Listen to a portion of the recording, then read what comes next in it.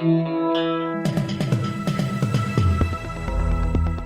listening to the Betoota Advocate's weekly news wrap on Desert Rock FM 96.5. Hello and welcome to another Betoota Advocate weekly news bulletin. My name is Errol Parker and joining me this week is just Wendell. Hussey. Wendell, how are you?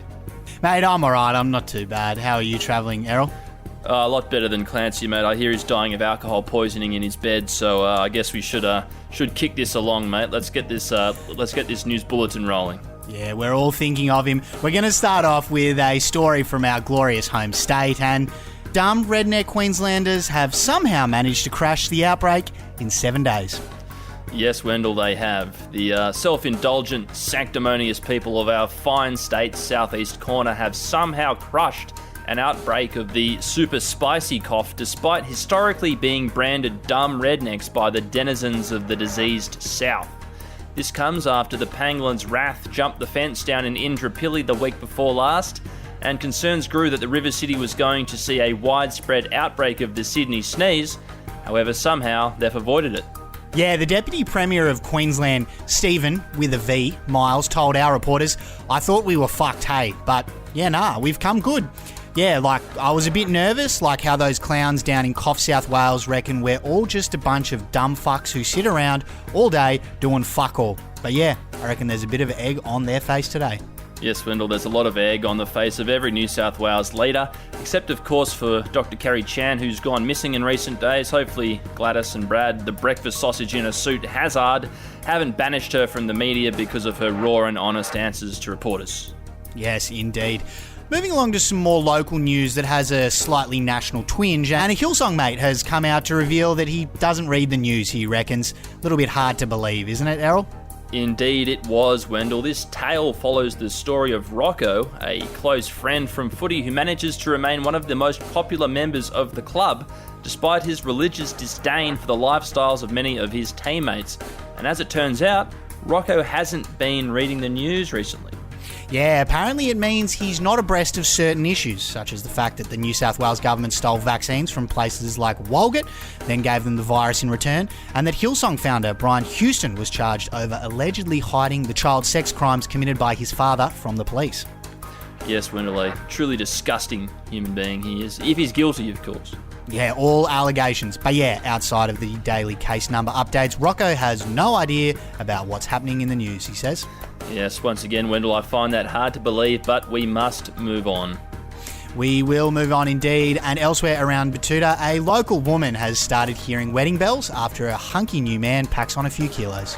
Bit of a change of pace here. This is quite a lovely story, actually. It's about local woman Meg Thompson, who had met her boyfriend Thomas for the first time and been instantly wooed by his charm and good looks.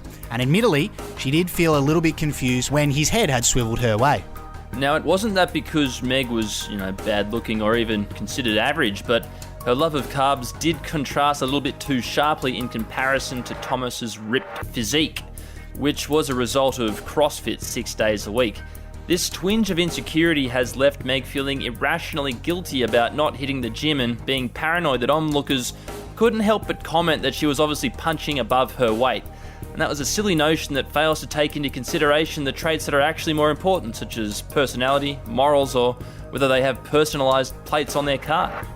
Yeah, it's a tale as old as time itself. It was later revealed that Thomas did eventually gain a few kilos in the stomach region, though Meg insists that has absolutely nothing to do with her making him loaded nachos for dinner every night. Funny to think that Clancy's been through that cycle, 4 or 5 times now?